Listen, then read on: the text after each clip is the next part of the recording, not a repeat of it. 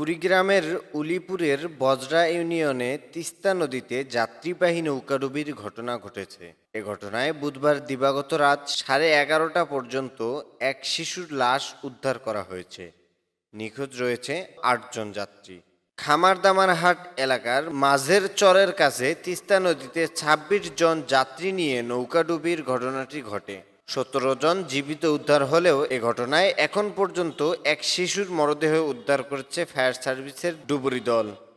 স্থানীয়রা জানান, বজরা ইউনিয়নের পশ্চিম বজরা খামার ধামারহাট সরকারি প্রাথমিক বিদ্যালয়ের কাছে খেয়াঘাট এলাকা থেকে খামার ধামারহাট এলাকার জয়নাল আবেদিনের পরিবার ও তাদের আত্মীয় স্বজন মিলে মোট ২৬ জন ব্যক্তি একটি নৌকায় ওঠে।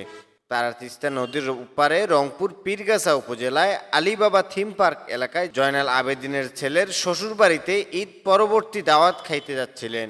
কিন্তু নৌকাটি ঘাট থেকে ছেড়ে দেওয়ার কিছু দূরের মধ্যেই তিস্তার প্রবল স্রোতে উল্টে যায়। এ সময় কয়েকজন নদীর তীরে ফিরে আসলেও বাকি কয়েকজনকে স্থানীয়রা নৌকা করে উদ্ধার করে। ঈদের 2 দিন আগে বাড়িতে আসে।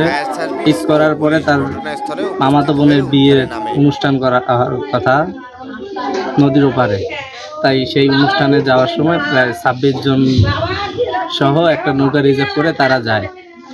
কিছু রাস্তা যাওয়ার পরে নৌকাটা ডুবে যায়।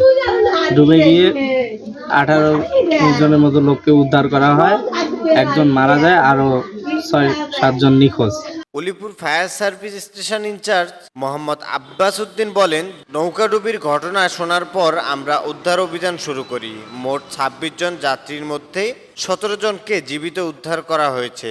পরে একজন শিশুর মরদেহ উদ্ধার হয়েছে, আরও 8 জন নিখোঁজ রয়েছে। আপনারা সবাই জানেন যে গতকালকে সন্ধ্যার দিকে একটা নৌকাডুবি হয় ২৫ জন যাত্রী নিয়ে। তার মধ্যে গতকালকে 18 জনকে উদ্ধার করা হয় এবং একজন মৃত বাচ্চা। এখন পর্যন্ত 6 জন নিখোঁজ আছে। একই পরিবারের 4 জন, তারা 2 জনের মধ্যে 6 জনের মধ্যে 4 জনই হচ্ছে 10 বছরের কম বয়স, আর 2 জন হলো স্বামী স্ত্রী। এখন আপনারা জানেন যে তিস্তা একটা খরস্রোতা নদী, আমাদের উদ্ধার কার্যক্রম চলমান আছে। আমাদের ডুবুরিরা ইতিমধ্যে যেখানে নৌকাটা ডুবেছে স্পটে তারা ডাইভিং করেছে, কিন্তু সেখানে কিছু তারা পায়নি। তো আমরা এখন নেক্সট আমরা ভাটির দিকে একটু যাবো, যে স্রোতটা যেখানে যাচ্ছে ভাটিতে আমরা কয়েক উদ্ধার কার্যক্রম চালাবো। উলিপুর থানার অফিসার ইনচার্জ গোলাম মর্তুজা জানান, তিস্তার প্রবল স্রোতের কারণে উদ্ধার কাজে বেগ পেতে হচ্ছে।